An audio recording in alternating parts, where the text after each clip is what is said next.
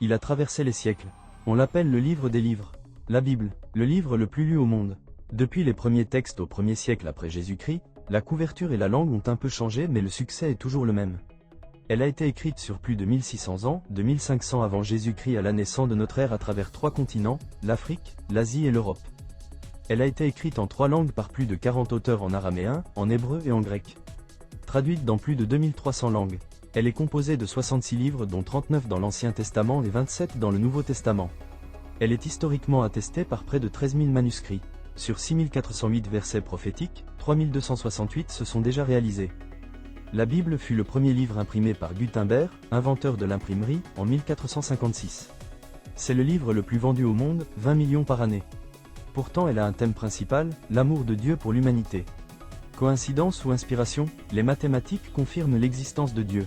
Par exemple pour n'en citer qu'un, la suite de Fibonacci et la spirale qui se calcule comme suit. 1 plus 1 est égal à 2. 2 plus 1 est égal à 3. 3 plus 2 est égal à 5. 5 plus 3 est égal à 8. 8 plus 5 est égal à 13 etc. Ce qui nous donne une suite de chiffres qui sont 2, 3, 5, 8, 13, 21, 34, 55, 89, 144, 233, 377, 610 etc. Si l'on trace une ligne correspondant à ces chiffres, nous obtenons une spirale que nous pouvons observer partout dans la nature. L'escargot, le chou romanesco, l'hippocampe, le tournesol, la galaxie etc. Les systèmes bien ordonnés ne proviennent pas du hasard. Les systèmes électroniques, d'éclairage, ferroviaires, de tuyauterie etc. L'idée que tous ces systèmes seraient créés par hasard ne viendrait même pas nous traverser l'esprit. Alors n'est-il pas raisonnable de penser la même chose d'un système aussi ordonné que l'univers? Dans l'univers comme dans les atomes, tout est aussi très ordonné. En lâchant des réglettes sur le sol, il serait tout à fait impossible d'en obtenir une organisation bien structurée. Partout où l'on regarde dans l'univers on trouve de l'ordre et de l'organisation. Des galaxies éloignées jusqu'à l'atome on trouve des systèmes très ordonnés et nous devons reconnaître que ça ne provient pas du hasard. Si l'on scrute la Bible, on y lit dans le livre de Job au chapitre 26, verset 7 que Dieu suspend la terre sur le vide. La datation par le radiocarbone prouve que le livre de Job a été écrit à l'âge du bronze il y a 3500 ans.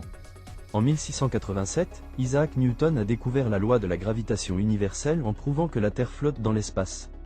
Dans le livre des Psaumes au chapitre 19, verset 6, on y lit ceci, je cite, « Le soleil se lève à une extrémité des cieux et achève sa course à l'autre extrémité. » Fin de citation. Ce psaume a été écrit il y a 3000 ans. Au XXe siècle, l'humanité a découvert que le soleil tourne autour du centre d'une galaxie.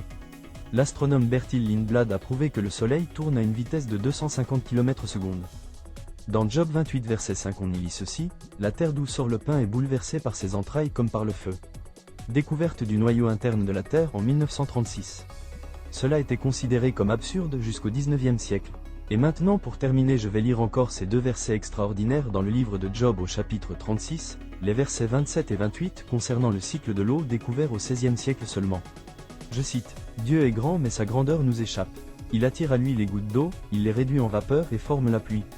Les nuages la laissent couler, ils la répandent sur la foule des hommes. » Et voilà, c'est ainsi que se termine cette vidéo, et je vous dis à très bientôt peut-être.